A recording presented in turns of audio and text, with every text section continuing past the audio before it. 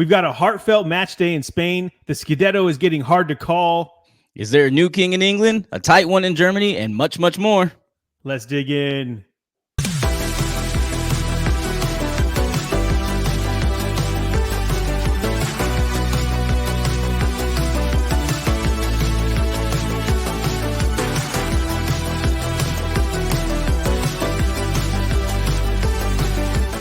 Love it. Love it. Yes. Welcome back, everybody, to the No Business Soccer Podcast. I'm your host, Snooze, and I'm here with the whole fam today. We got Danny P on the ones and twos, and of course, we got Brainiac J-Fam in the back, and my boy, Hype Man Vic. I know he's sipping on something good. Tell us what you're sipping on. We are switching gears today. As you see, this is a clear liquid because we have the Mijenta. Yeah, Tequila Blanco Maestra, right? Maestra selection, number one.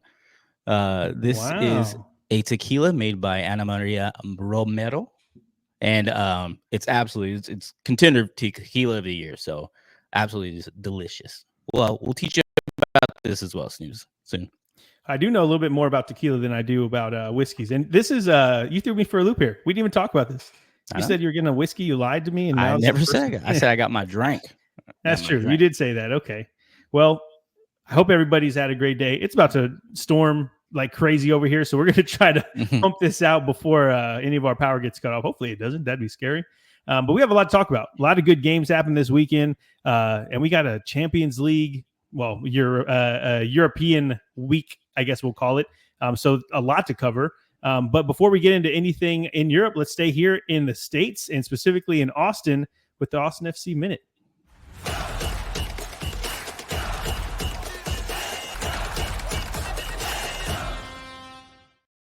Let's get it. So Austin FC, they introduced their new coach, Nico Estevez. We had a press conference with him. We didn't learn a lot. The press was kind of they were pretty rough on him. They straight up asked him, do you think you're lucky to be here knowing you just got fired at Dallas? And he was just laughing it off. It was kind of rough for a while. And what did we learn? He really works well with the up-and-coming talent. That's kind of what he did for the men's team, the United States men's team. And he's really excited to be here with our up-and-coming talent, Austin FC 2, who have been doing amazing.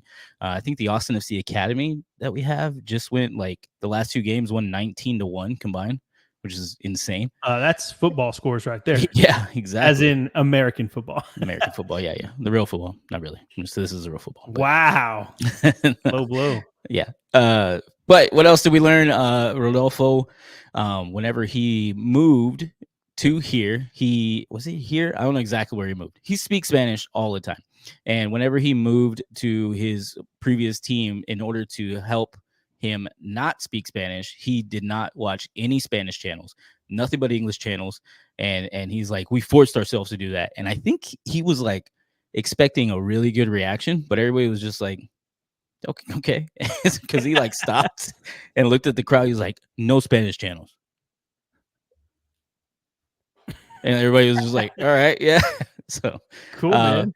Yeah, it was a little wonky, but we'll see how he does. I'm gonna back him fully, of course. There's my team. I'm repping him again today, so we'll see how he does with our young talent and what he can do with our first team. Victor's got a lot of back, so I definitely think that he'll be feeling that presence. So, I'm looking forward to it too. It's going to be fun. I think the unknowns is kind of what makes it fun for a bit anyways. If they start getting bad results, we'll see how fun it stays. But either way, we did that. We have the press conference. Now it's time to get those results, but we have a long time. When's the first game? Usually the middle of February, something like that. I think so something like that. Yeah. A long time. So, okay, well, we'll get to that. The next Austin FC Minute, if anything comes, we'll bring it to you guys here. And with that, I think we're ready to go into the Wrexham recap. How about that?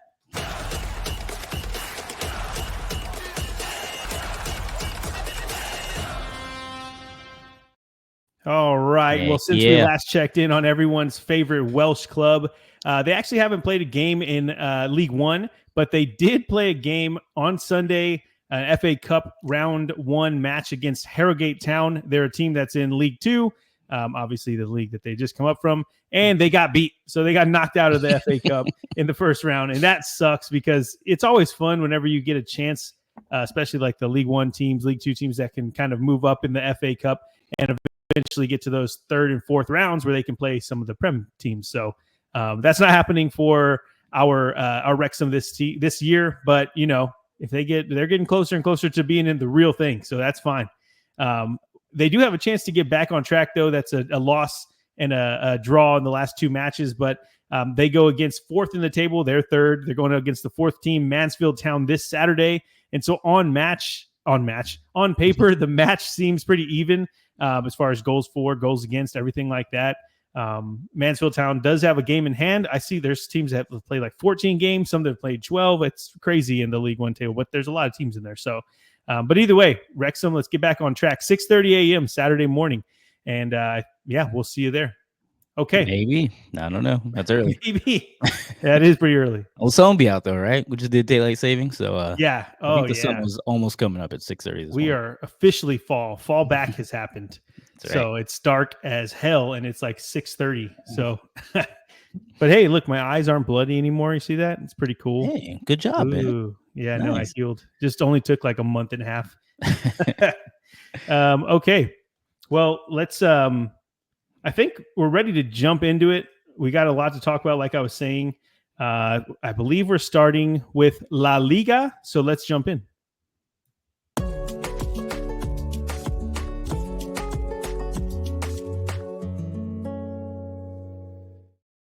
We got these graphics. I already messed up, but it's fine. It's okay. Producer Danny P's got us. I know they're going to get after me. They're going to get after me after we get off the show. That's my bad, Danny P. But we are in La Liga, and of course, a not so fun topic. But I just wanted to give a heartfelt shout out to those in Valencia. There's a lot of the flooding that's going on. A lot of the match days have been postponed, and all of that's why I was saying it was a heartfelt match day in Spain, because over 200 people have died, and there's some even more that are missing. Floods are still happening as we're speaking. So yeah, just a terrible thing that's happening in Valencia. And so we hope everything is fine for those there. If you have family, loved ones there, prayers for everyone out there. So good luck as we go through that. And I know that it's not just us over here, but every channel that I saw this weekend, there was some type of it's not a GoFundMe. That's what we use nowadays, but like a Red Cross type of thing. So we hope that all of that's going to be felt over there, and that the impact that we're doing all around the world kind of makes its way down there to Valencia, and you guys are helping get the help that you need. So yeah, obviously we're going to have to talk about soccer now, and it's kind of hard to talk about it after that. But I will say, though, a lot of the games that happened, everybody that scored goals, they were showing they had jerseys that were, pro Valencia or Forza Valencia, all these different things. It's just really cool to see. And so we'll have to start on Friday. The curse of the podcast continues, as I just spoke last week in opposite terms for Mallorca and Alaves, and then Alaves decided to stop losing at 5 in a row, and they beat Mallorca, a team that has been hot recently, and that's why the sport is crazy. So yeah, Friday we got it started off already. I remember as soon as that game ended, I was like, wow, I just happened to talk about these two teams, and they just did the opposite. So one thing that wasn't the opposite, though, Saturday started off with Osasuna beating Vix Volidoli, who just can't seem to stop losing, 1-0, and it should have been more, but like a wise man once said, points is points. And I don't know if we've mentioned it already, but El Sadar, that's where Osasuna plays, El Sadar. It looks like a freaking awesome stadium. They're always so raucous and just like crazy whenever they're scoring goals. I don't know if I've said it before, but it's on the bucket list if it's not. We have a bucket list here, so we're going to keep these stadiums, and eventually we'll get down there. We'll do live shows down there. We'll be able to go to all these stadiums. So we also had Girona and Leganés, and this one ends 4-3, which nobody... If you would have told me that this was the match that scored the most this weekend, I would have told you were lying. Leganés hadn't let in 4 goals all season, and Girona hadn't scored more than 2 goals in a match since September 1st. So yeah, crazy stuff. Girona beats Leganés 4-3. And then of course we had some of the matches in and around Valencia that were postponed. And on Sunday, it's business as usual for Atletico Madrid as they beat Las Palmas 2-0. And Las Palmas came into this one feeling themselves a bit. They had won 2 straight games, but Atleti are just too good. Simeone, if you watch it, his son scores. I can't remember his name. I'm blanking right now. But Simeone is the coach, and his son, who's also Simeone, obviously, scored. And Simeone's like this hard ass. He's just kind of like, cool. But when his son scored, he was like smiling. He was trying to keep it under composure, but it's hard. That's your boy out there scoring goals like that. That's awesome. We also had the Catalan Derby, which finishes Barcelona 3, Espanyol 1. I don't even think they can really classify this as a derby anymore. Barcelona just owns Espanyol at the moment. I'm sure back in the 50s, 60s, whenever this first started, maybe there was a thing.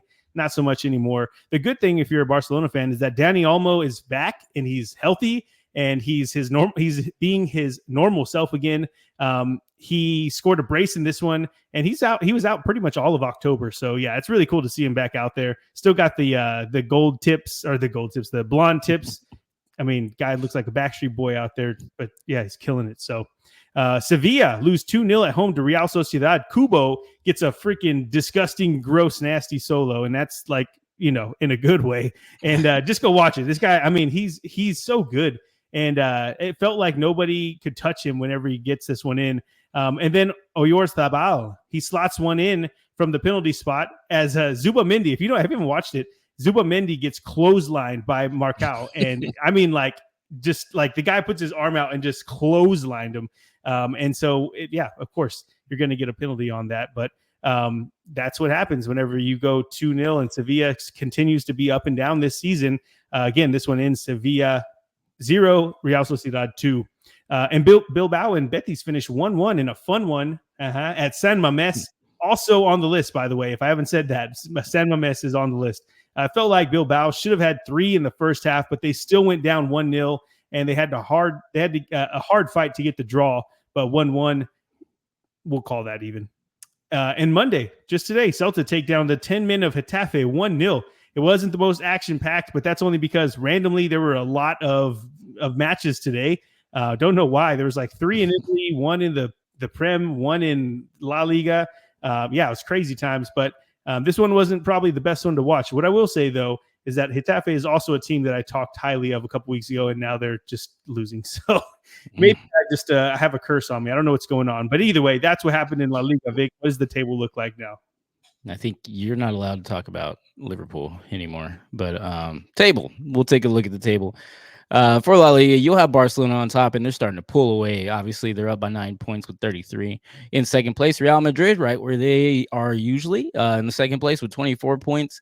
Hope we can close that gap down a little bit. Behind them is Atletico Madrid with 23 points, and Villarreal with 21 points, closing out the top 4. And if we look at the bottom of the table, you'll find Las Palmas, of course. I'm just kidding. Las Palmas is pretty with 9 points in the 18th spot. Mavoli Dolis, Real Valladolid with 8 points in the 19th spot. Might not be in the La Liga league for a little bit. They haven't looked good either. And in last place, 20th place, is Valencia. Hoping they bounce back not only in the city but in the team as well, on the pitch as well, and score some more points. They do have a game in hand though, so. Yeah, hard to talk about that right now, huh? I mean, yeah, they were doing bad before, and now it's just like, golly, I don't even know if they're going to be able to play. I saw the videos, like there's like rivers running through the city. It's insane. So it's crazy. Yeah, again, hope everything's going to be good for the people out there, the ones that are safe. Okay, but some talking points that we got to cover. So let's just start with Barca, because I know we've talked about it before, but they just continue to look unstoppable at the moment. They have 11 wins, no draws, and 1 loss in La Liga with 40 goals for and 11 goals against. They're 11 points ahead of Madrid in the table, or 9 points, I think Vic said. And Madrid have a game in hand. And so there's just, I mean, at this point, they're just starting to get healthy, and they're only going to get better.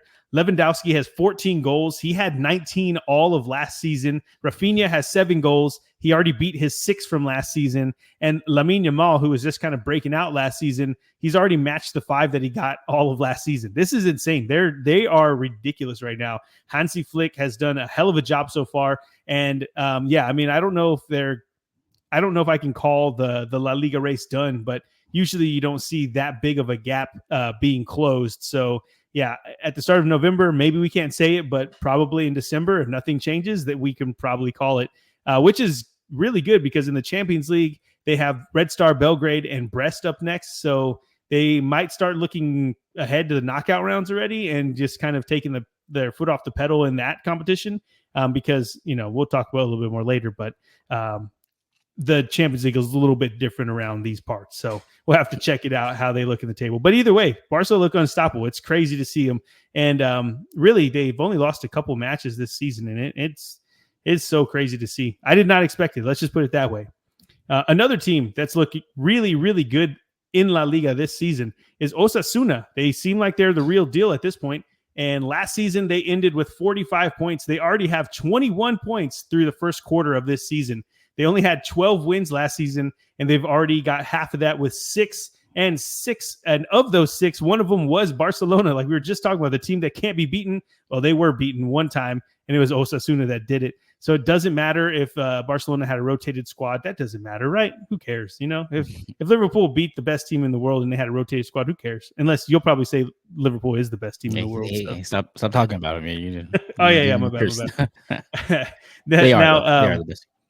Osasuna, they've won 3 of their last 5, but they've won 3 of their last 5 matches, but they do have Real Madrid, Villarreal, and Sevilla in their next 3 matches. So I mean, it doesn't get too much tougher than that. So we'll see. We'll check back in on them in a month. But as of right now, Osasuna, they're looking good, and the stadium's on the list. So we got to go see them. Yeah, I mean, I can only dream that we go see them and they're actually like in a Champions League or something like that, or it's what I mean, something really big like that. That would be awesome, especially seeing that stadium right now or that atmosphere in just a regular, La Liga match day.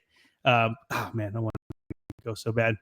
Okay, that is what we have for La Liga. I think we're going to Serie A next.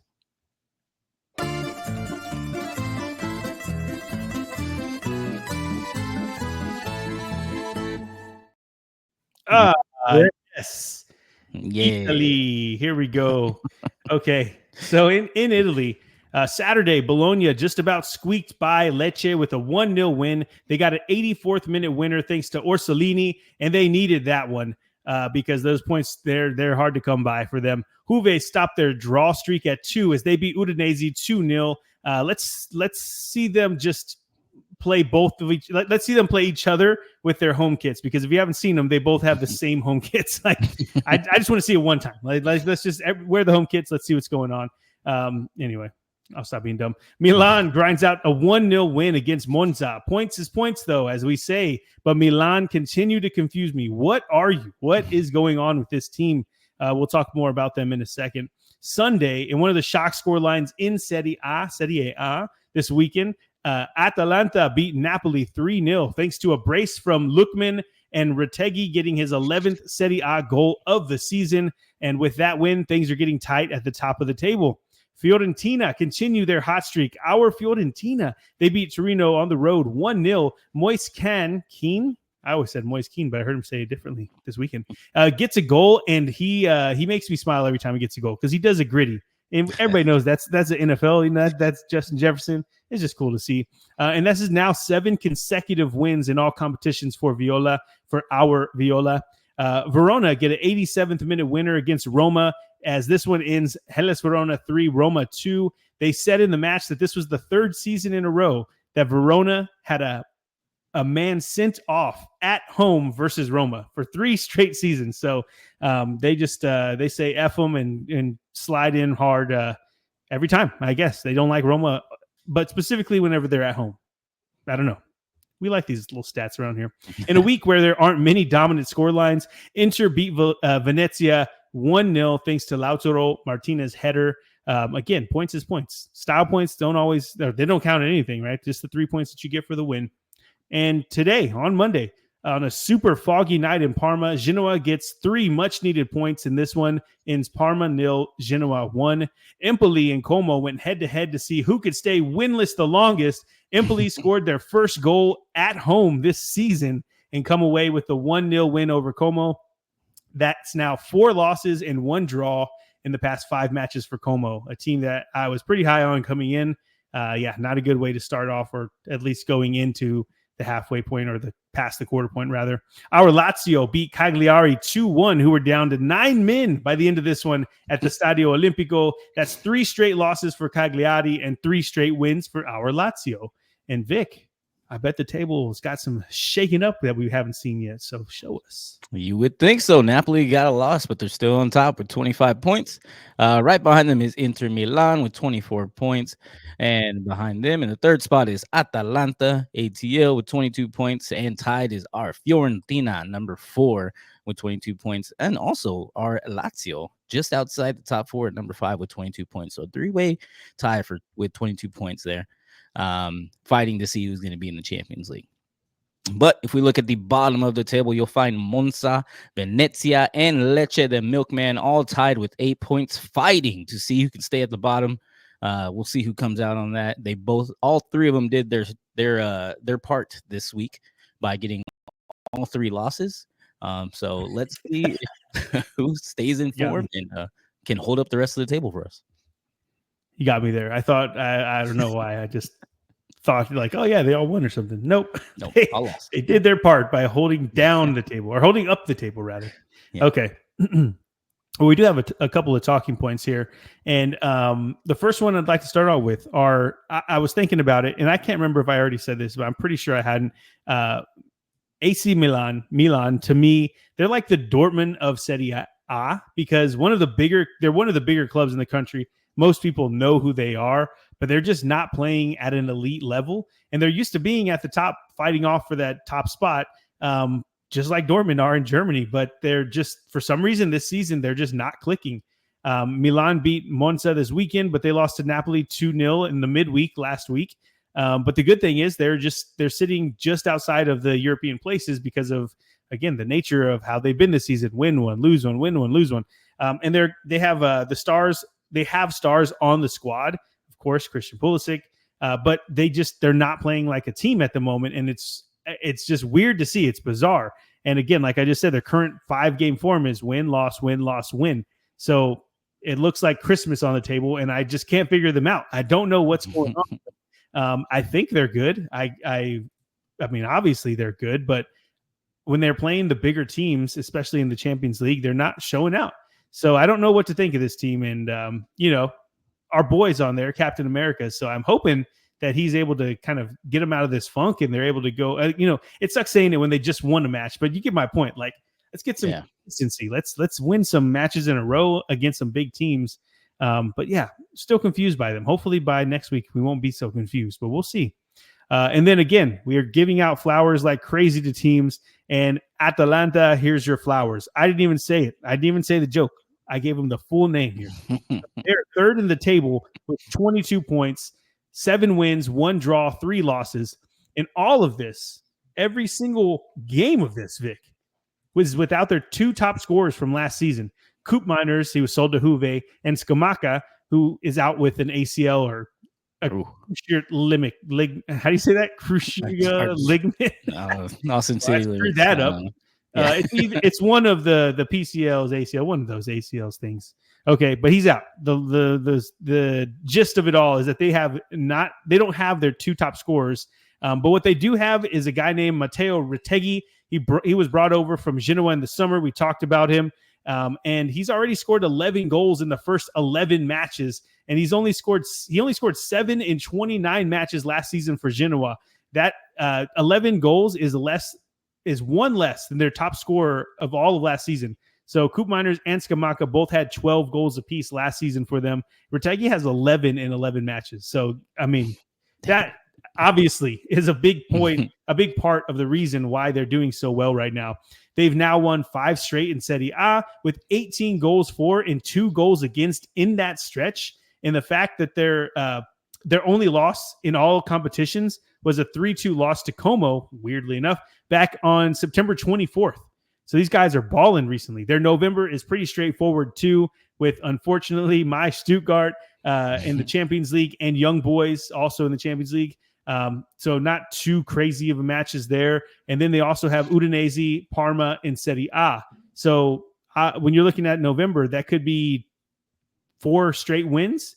Maybe if they get a draw against Stuttgart, we'll see. But it just gets more congested in December. But either way, they're hot right now, and it doesn't seem like they're going to be stopping anytime soon. So by the time December comes around with all the fixture congestion that comes with that, they might be on a roll and no one's going to be able to stop them. So I'm excited to see how this team plays out. We saw them last season, and they got beat by Lazio, and they didn't even seem like a team that should be on the same pitch with them. Like they didn't look that good to me. That might be rude, but it just how it seemed whenever we were there. But then to see how they turned it on towards the end of the season, getting to the final in Europe, and then also kind of starting off this season hot, and now they're just one of the best teams in Serie A. So yeah, this is really cool to see. I'm happy for Atalanta for the A. They're doing it for the A, and yeah. That's it for Atalanta. We'll give you your flowers. We'll talk to you in a month. We'll see where you are. Wow. Okay. While we're giving out flowers, I got one more little thing of flowers to give out to, and that's the Americans. So I don't know if you've noticed, but last week we talked about match day 9 for Serie A. They played match day 10 and 11 before this episode. But during match day 10, Juventus played Parma. Parma went up early in 3 minutes, going up 1-0. And then the American, Weston McKennie, came in, scored a goal at the 31st minute. Parma went up again just before half in the 38th minute. And then coming out of the half, Timothy Weah came in and scored in the 49th minute, keeping it 2-2 and salvaging some points. So giving some flowers to the Americans. Juventus is being powered by American. Good job. That's pretty cool. Yeah, I know we didn't even talk about the midweek games that happened for them, but man, Juventus, that's a tight one right there. How are we going to go for Milan versus Juve? Juve versus Milan. We'll see. Either way, it's fun whenever you have people specifically that are stars for our team, for our country, that are doing big things in Europe, because it just hasn't always been like this. We'll see. We'll see what happens. Way to go, Weston. Right. Also, Weston, keep this up. I don't want to be mean, but he's been looking pretty good. Yeah, I know. Like, let's just do it. Let's go. Yeah. All right. Shout out to the Americans. Here's your flowers. Okay. I think we're ready to move it on. No more flowers to give out at this point. I think I'm ready to go to the Bundesliga. Let's go to Germany.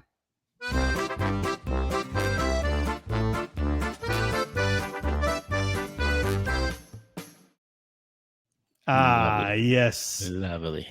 The land of pretzels and beer. Let's get to it. Friday, Leverkusen and Stuttgart played out a 0-0 draw in a match that, to my surprise, looked fairly evenly matched. I say that because Stuttgart they're looking better now, but, I was a little worried. I can't lie.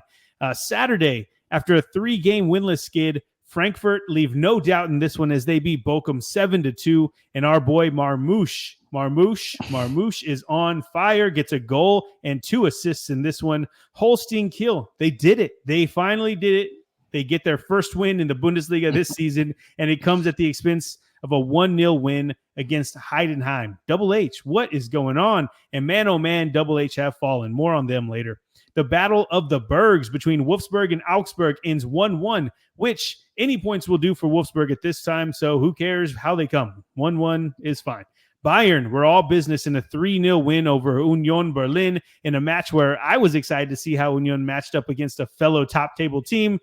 They just didn't show up, which happens a lot to teams that go to the Allianz Arena. So in their defense, that's normal. Danny P's St. Pauli have life. They get a 2-0 win over Hoffenheim in an important relegation scrap. That's now 2 wins in their last 5 matches for the Goonies. I don't know if they like to be called that, but they're wrong. The Goonies. And the way and the way the bottom of the Bundesliga table is trending, that might be enough to keep them up if they just win 1 in 5 every 5 matches. And look what we have here.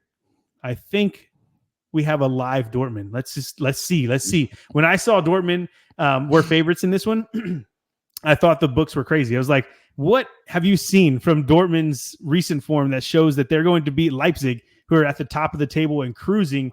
That shows what I know. And this game is crazy. I didn't expect it, but Dortmund get the 2-1 win over Leipzig, and their home crowd was going crazy for it. I'm here for it. Let's see it. I love to see a Dortmund team that's good.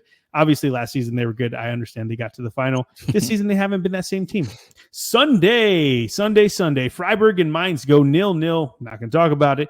Gladbach put on a show for their home fans as they beat Werder Bremen 4-1. And this was a battle for mid-table supremacy. And Gladbach looked like by far the better side at the moment. And so we will see where that makes them end at the end of the season. But for now, Vic, where does the table land? Well, it looks familiar at the top. You'll see Bayern Munich with 23 points, pulling away a little bit, trying to start to pull away with 3 points behind them is RB Leipzig, like you were talking about earlier, with 20 points. Behind them is Eintracht Frankfurt. I want to say them all that because I like that. It's just cool. It's fun to me. It's fun to me. With 17 points in the third spot, and behind them is Bayern Leverkusen with 16 points, and your Borussia Dortmund that you were just talking about in the fifth spot, just behind them. Actually tied with them at 16 points, trying to get in the Champions League. Freiburg also tied at 16 points in the sixth spot.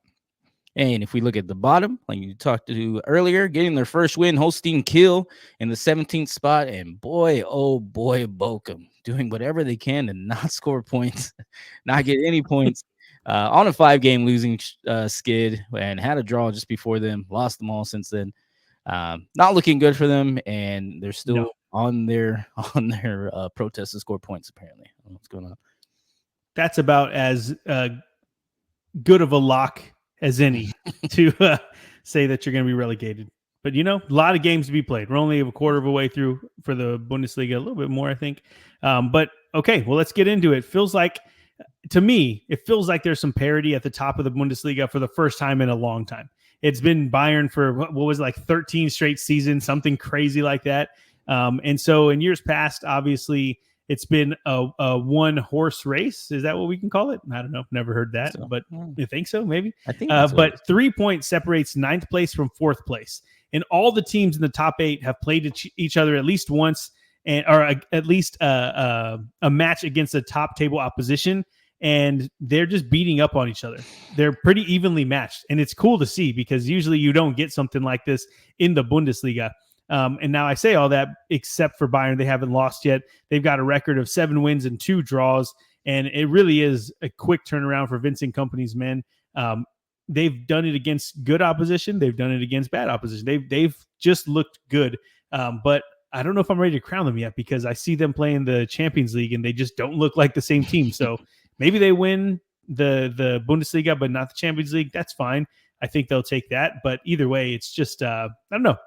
I don't want to give them full props yet. We'll see. Let's talk in a month, like I keep saying. What I will say though is that this is shaping up to be a super fun Bundesliga season. It's really anyone's guess who gets those European places, and that's just something you couldn't really say a couple of years ago.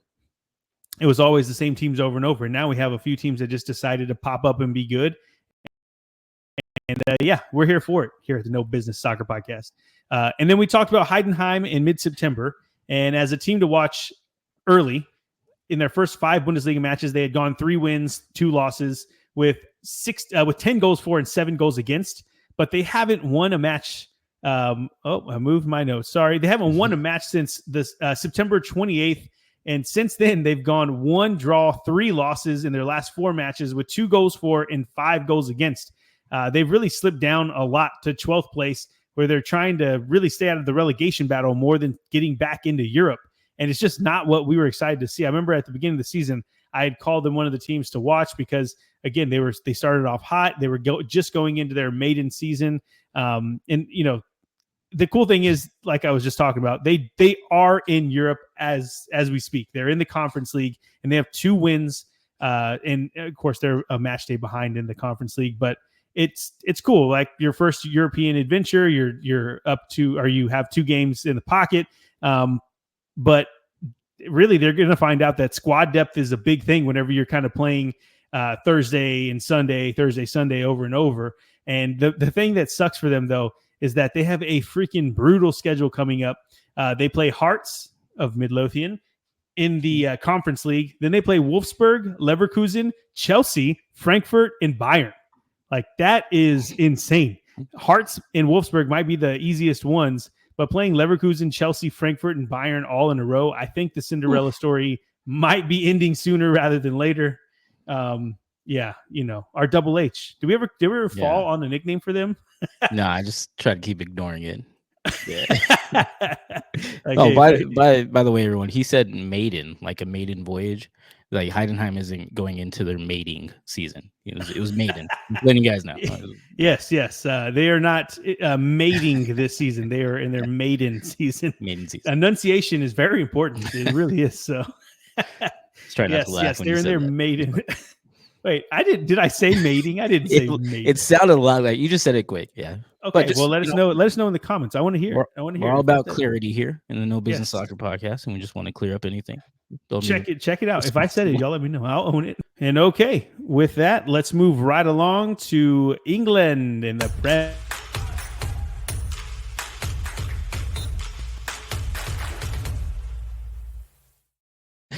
Got to be quicker than that, Adam. Or snooze, my bad. Like it. Got to be quicker than that. Snooze. I like it. Okay. Well, let's go. We'll start off Saturday. I would say Saturday night. Nope. Saturday morning. Newcastle win a tight one with Arsenal 1-0 to stop their 2-game skid. But this result leaves Arsenal without a win in their last 3 matches in the Prem. I'm very sad for them. Liverpool beat Brighton 2-1 at Anfield in a match that felt like it just wasn't going to be their day until Mohamed Salah used that magic left foot of his to seal the deal. Gakpo popped up to say hi as well. Brighton's goal was awesome. It was just a good match all the way around, but Liverpool do get the 2-1 win at Anfield. Ipswich at Leicester finished 1-1. Ipswich and Leicester finished 1-1 with Ayew getting the late equalizer to split the points. It had all the feels that you get from a relegation scrap. Sloppy, chaotic, but fun as hell to watch.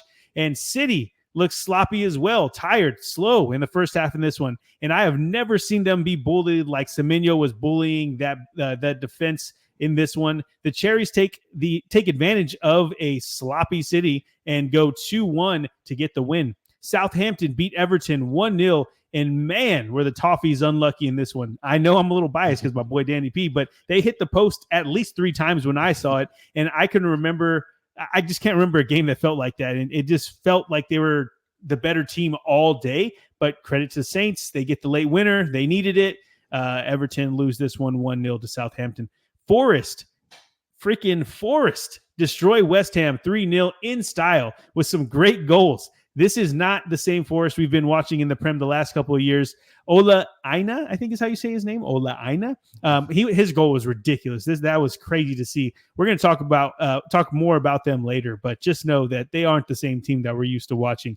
Palace and Wolves finished 2-2 in another scrappy, sloppy beauty of a relegation battle. And on Sunday, Chelsea split the points with what feels like a rejuvenated United squad. This one ends Chelsea 1, Manchester United 1.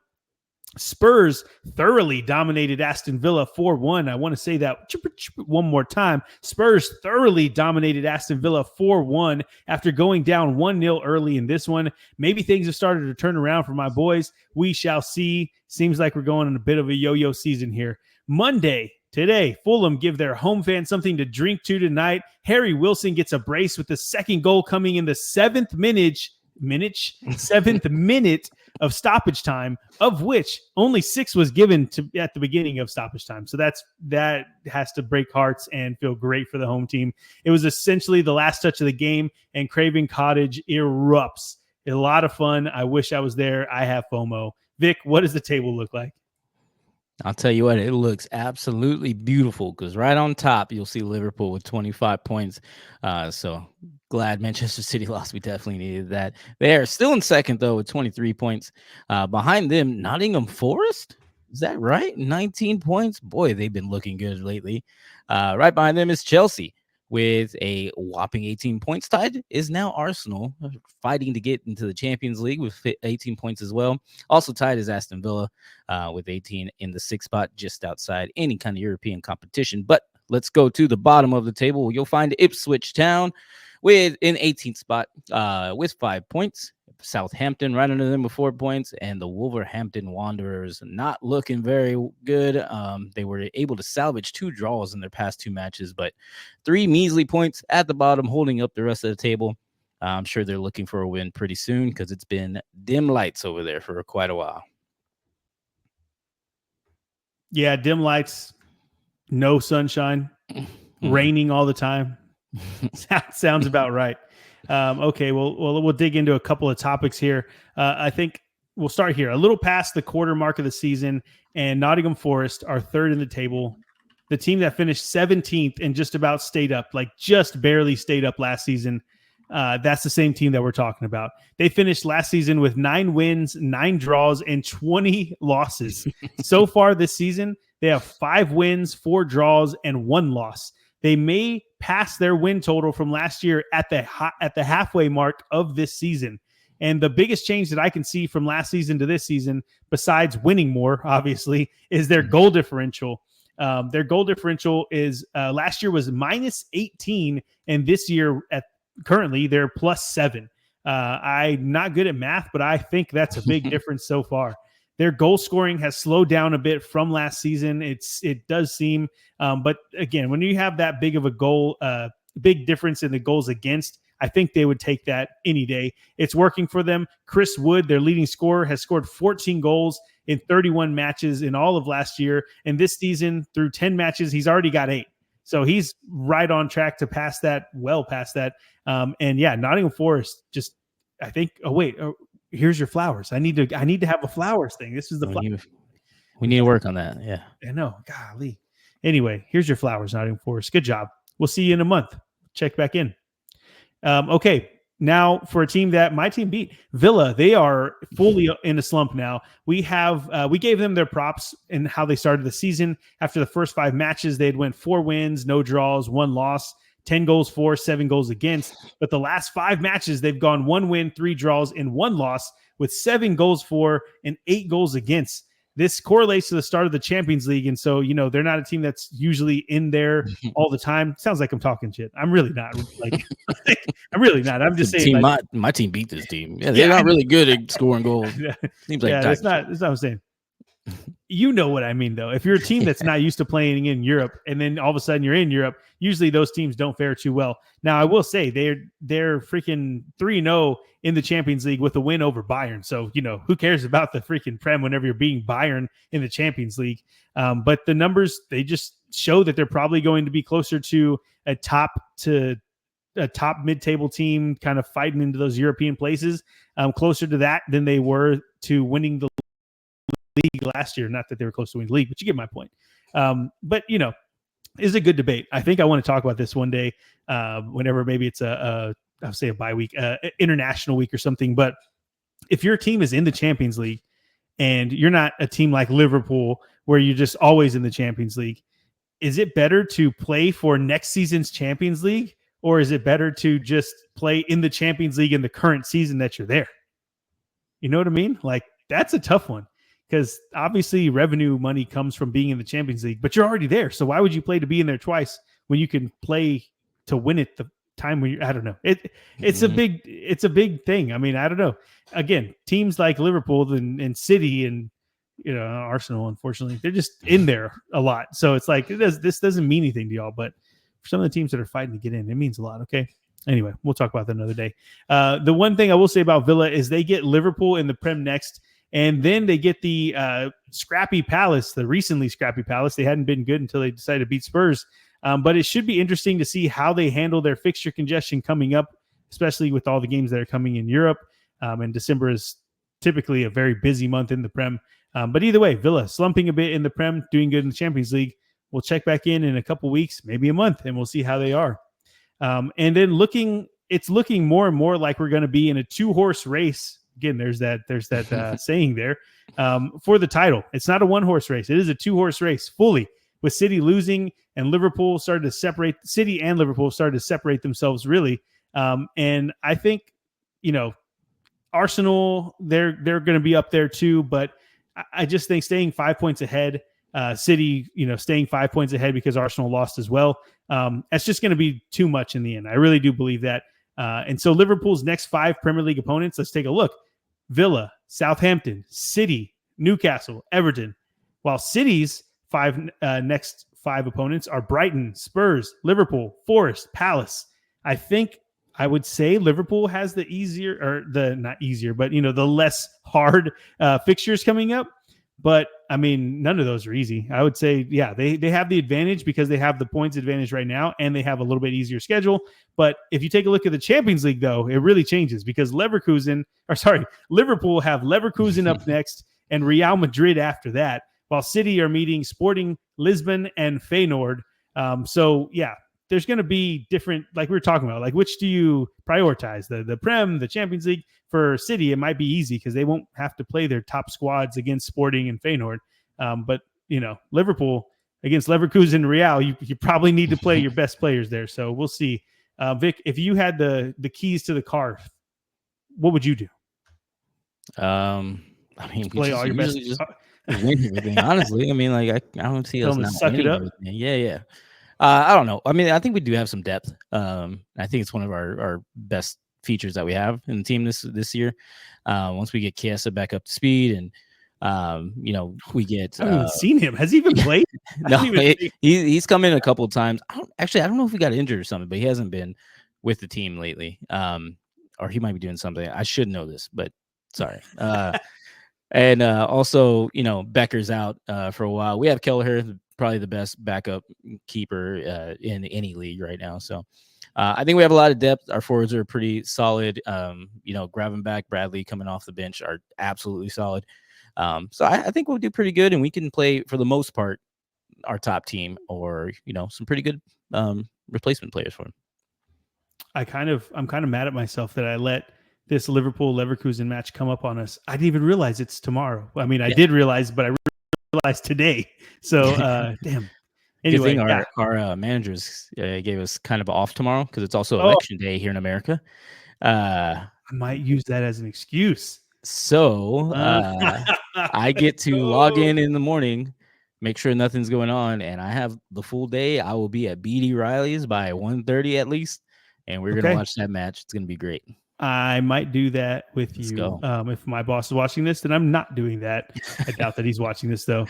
Okay. Well, either way, it's going to be a fun time to watch this. I think that is about it for the European wraparound, which I messed up earlier. My apologies to the guys in the back, the gentleman in the back. But I think for now, let's go to the UEFA competitions. Let's check out.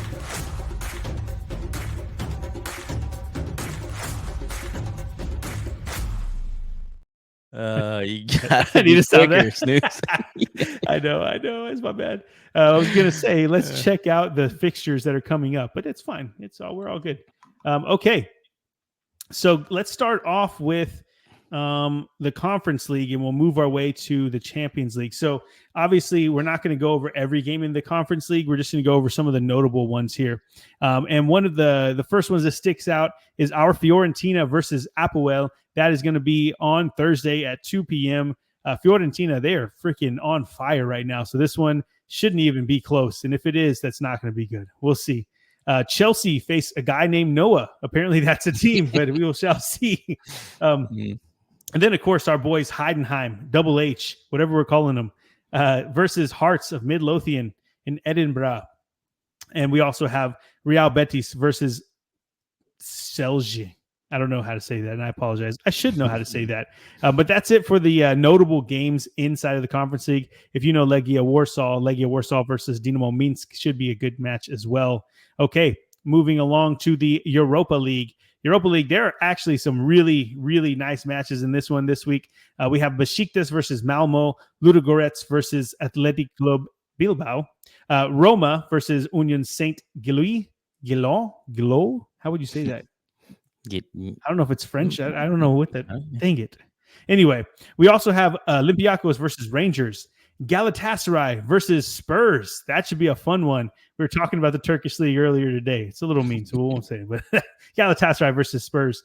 We have Eintracht Frankfurt versus our Slavia Prague. That's going to be a fun one. Marmouche is on fire. I'm going to be going for Slavia Prague, obviously, but yeah, that Frankfurt match is going to be tough. Nice versus Twente. We have Hoffenheim versus Lyon. Our Lazio versus Porto. AZ Alkmaar versus Fenerbahce. We were just talking about Jose Mourinho, actually. That's why we're talking about the Turkish league, and yeah, versus AZ Alkmaar. And then we also have Manchester United versus PAOK. Victoria Pilsen, who we went to that city. Great city, great beer. They're playing Real Sociedad, and that is it for the notable matches across the Europa League.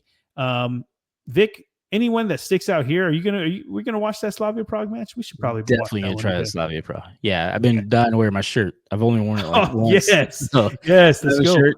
I have their scarf too. I think it's around here somewhere. But I have their scarf, their shirt. Definitely give you room for them.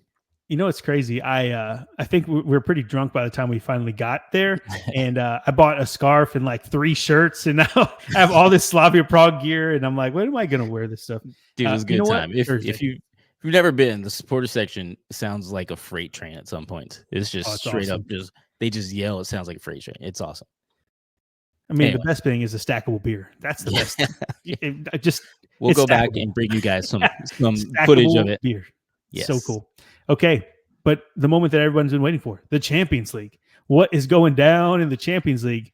Okay, we start off with tomorrow. We have, this is Tuesday, just to clarify, Slavan Bratislava versus Dinamo Zagreb, PSV versus Girona, Dortmund versus Sturm Graz, Celtic versus Leipzig. We have Real Madrid versus Milan. Again, Milan, we'll see. What are you? Show us. We have Juventus versus Lille, Liverpool versus Leverkusen, the match that we will be at. That's right. Now, we won't be at it, but we'll be at it in spirit at a bar. Yes. I know. I just came out and I was like, damn, how cool would that be? But no, we are not going to be there at Anfield for this one. We'll just be watching it at a bar. Sporting versus Man City, Bologna versus Monaco. Vic, in those first Tuesday matches, anything that stands out to you? Any game at all that you're going to watch? I mean, besides Liverpool, I'll also be watching Milan. I mean, you gotta watch your Americans. You know, I know, right? Do. Yeah, it's gonna be like that's like small phone, right? Or that's like you're watching TV of Liverpool, small like your phone of some Milan versus Real. At least the ESPN notifications, at the very least. At least, okay, all right. Okay, moving on to Wednesday, we have Shakhtar Donetsk versus Young Boys. Sounds funny.